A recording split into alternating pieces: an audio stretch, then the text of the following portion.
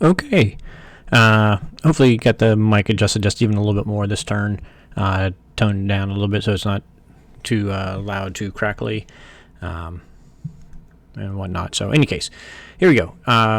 Germany round 2. They threw a twist on me and they built a destroyer.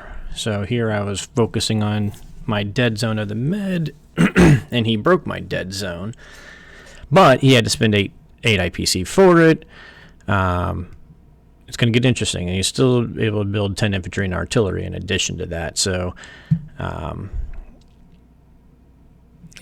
don't know that it was necessarily a bad thing. Well, I don't think it was bad at all. It's definitely made me have to really look at what we're going to be doing here. So, yeah, I don't even think I can cover all the layers of things I had to check here. One, our defense of West Russia and Caucasus with the battleship living. My only Russian hit is probably going to be 2 infantry, 2 fighters against Ukraine, and the rest is going to be left alone. The good news is because he went here, he does not have support going up to Karelia. So if I can keep West Russia stacked, I don't think he can stack both Karelia and Ukraine. So I really kind of am going to focus on that, which may end up giving him a chance to trade Caucasus. But if I can get enough setup to pressure here, I don't even know how I'm going to do that, to be honest. I had to figure that one out. Because if he trades Caucasus, then I'll be in a little bit of deeper trouble. Because the battleship could sit there, and getting enough hitters in range, especially with everything I'm planning, is going to be a bit of a challenge. So I don't really want to trade Caucasus next turn either. So I really want to be able to hold both of these. But if he makes a Burma move with all his transports, I'm going to need to pull tanks or fighters to India. And if I do that, I can't protect both of these. If I don't do that, if he does not make the move here, then I will be able to protect both of these. What I won't be able to do during all that is protect Africa. Or not well. So, the next step of this is India fleet. What do I build here? Original plan was going to be a carrier, 2 destroyers. Land my 4 fighters on here, bring my 2 subs, my cruiser, tuck them in here, and I'm stacked versus Japan. And I give him basically a coin flip 50-50. If he moved everything into 36, UK could have a 50-50 on him, on the whole fleet. Slightly in his favor, but essentially 50-50. Which would be obviously very risky for him. And maybe that discourages Burma and 36. I don't know.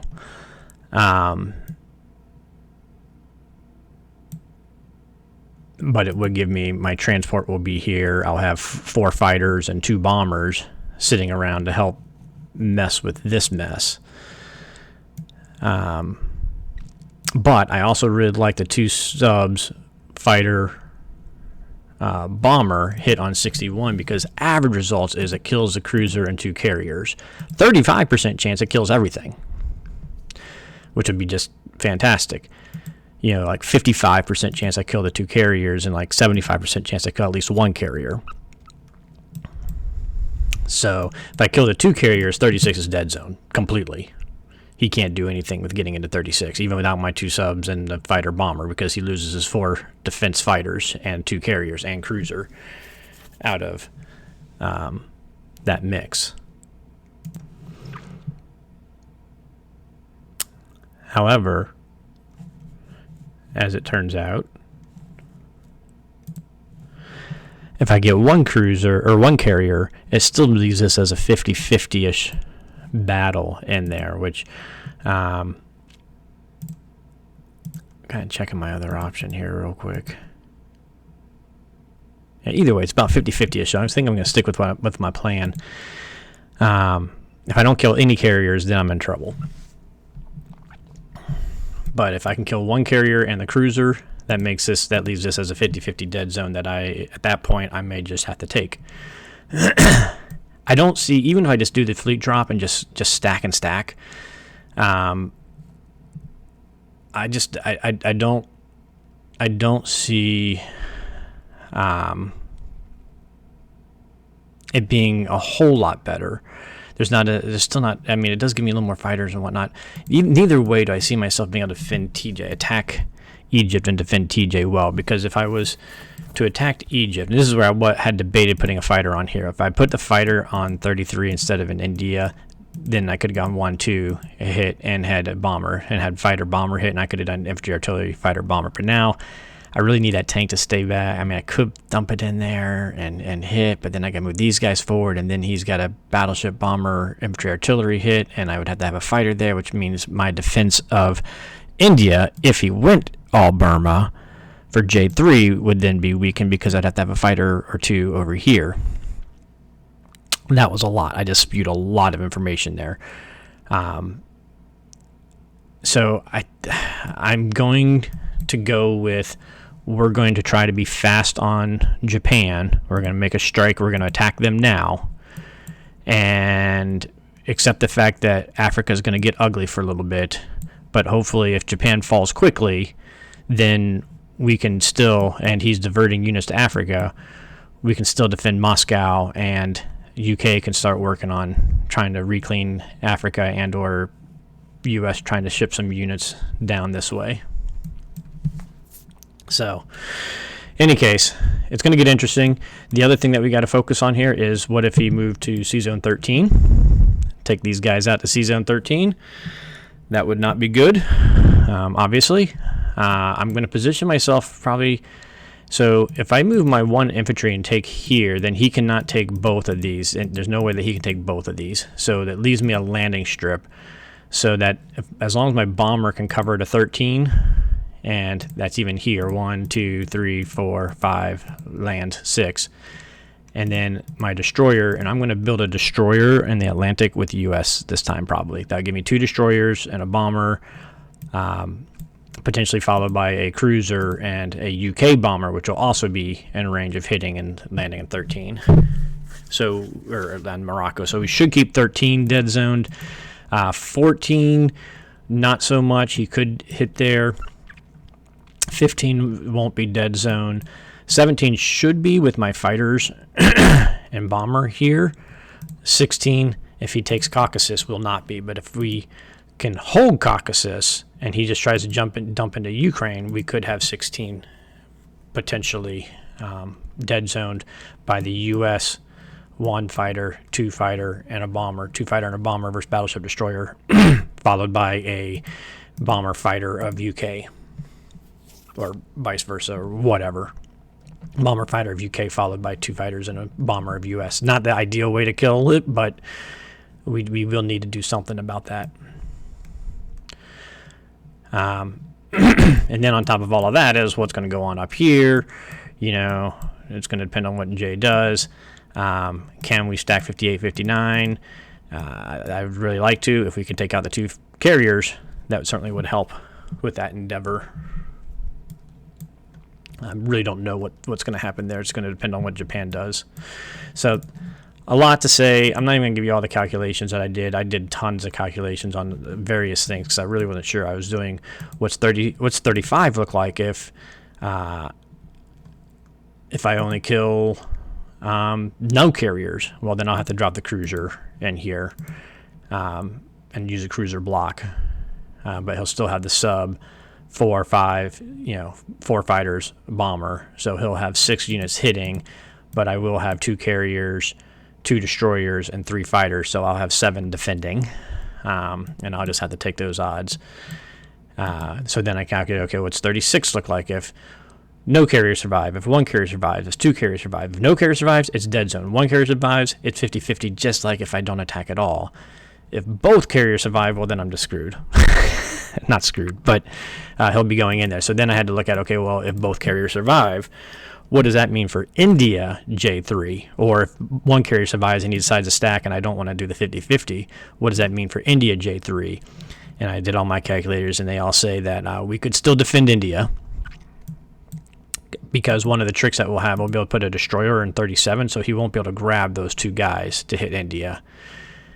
And with our load, I don't think he's going to be able to do 61 and 36.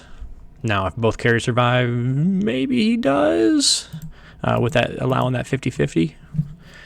And so that would limit him from being able to pull 2 infantry and use the 2 tanks. So we should be taking out 4 infantry just by our fleet that could hit India. So kind of a different way of looking at how you defend India, right? So I feel like we could defend India J3, but we would have to give up something up here to Germany.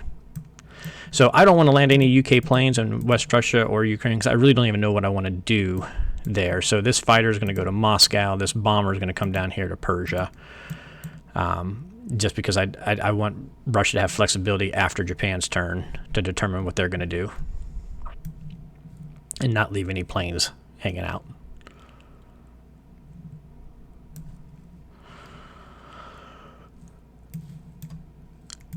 I feel like it's going to be a while till I can hit up there, so I think I'm going to sneak back. I don't think anything can hit me here. 1, 2, 3, 4, 5. Yeah, I'm going to sneak back and grab some of these infantry to head, UK 2, UK 3, 4, and then 5 to try and help with this, because it's probably going to take me. This guy could go 2, 3, 4, and maybe 5, but that's dependent on me having a fleet being able to drop. So 5, 5, getting infantry over there to Africa. So I think I'm just going to do 2, 3, 4, 5, get back to Africa, because it's going to need some cleanup, and then maybe jump back up that way and give me time for getting that fleet. So we're going to send this guy back, grab some infantry, and go. And hopefully we'll have enough pressure that Japan won't be able to mess with Australia. So it's a lot. I said a lot. There's a lot more that went into all this thought, but it's 2 destroyers and a carrier that we're going to build.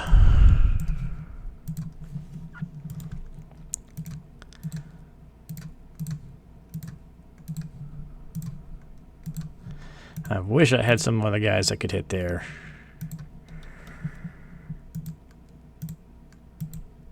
We could press our luck on a infantry strike, but I don't see any benefit to that.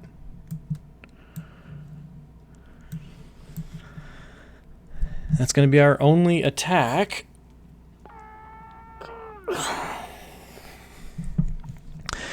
This is golden if we get both carriers. Super, super fantastic if we get the battleship too. I mean, that's just maybe game breaking if we get the battleship. So just again to show this battle of 2 subs bomber fighter versus 2 carriers cruiser battleship, assuming he takes cruiser before carrier, as is the most common defense profile, we have a 36% chance we wipe everything. We have a 53% chance we get both carriers, 74% chance we get 1 carrier. And that's the threshold. I'm okay with this threshold. This would be great. This would be fantastic. These would be bad. So 74% chance I'm okay with it. 53% chance I'm very happy. And 36% chance I'm ecstatic. I think it's worth the shot. Double check there's nothing else I want to hit. We're not hitting anything with that. He's not hitting anything. Yep. All right. Spinning around, doing my dice god chant. Here. This is when you play KJF, by the way, you live on these high value, high risk battles. You live and die on them. Hopefully we live on this one.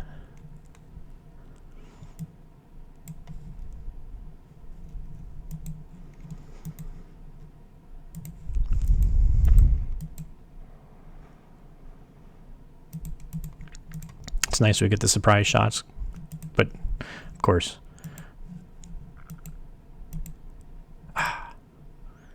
Oh, crap.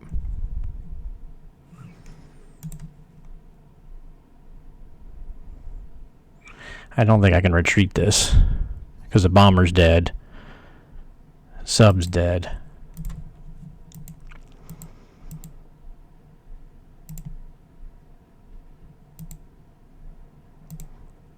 All right, well, you had the cruiser carrier before the cruiser, so that's good.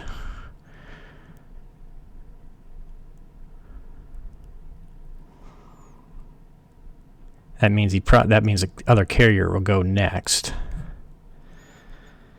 I'm going to take the shot. I was thinking about leaving the fighter survive, because then the fighter could come back around to India and land in that C zone. It's the one that could live. But since the carrier went, that means the other carrier is the next one to go. So we need a bomber hit here. I don't care about losing the bomber. We just need the bomber to hit. Ah! Are you kidding me?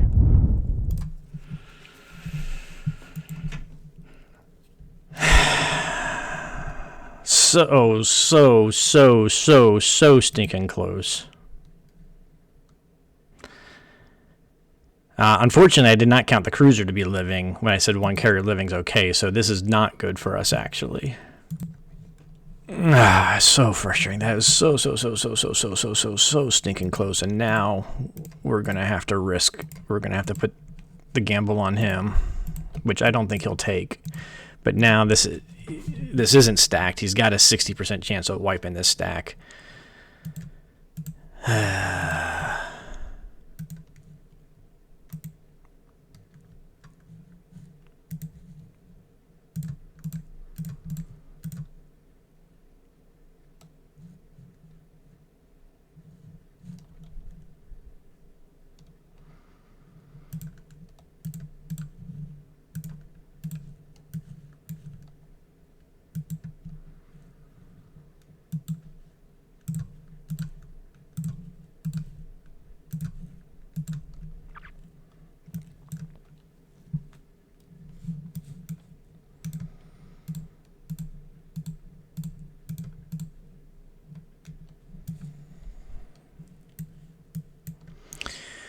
Well, that's going to make things very challenging now. And I need to leave an infantry behind, simply so that he doesn't just bomb or strike my fighter, because I don't really want that.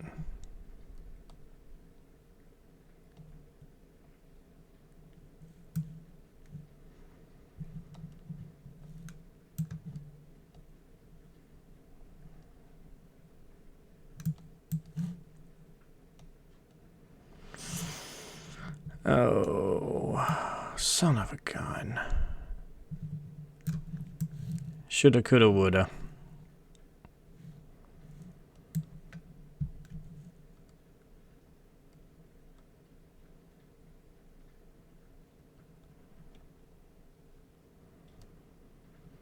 Alright, so we had 73% shot that this would be stacked.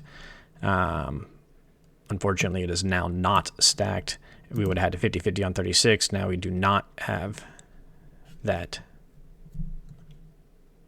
So he's going to dump into 36. He's going to dump all his people here.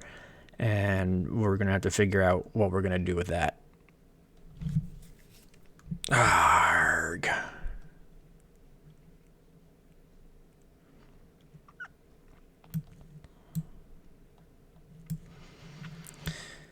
Some days it works, some days it doesn't. All right, well, I can't dwell on this. I got to get going.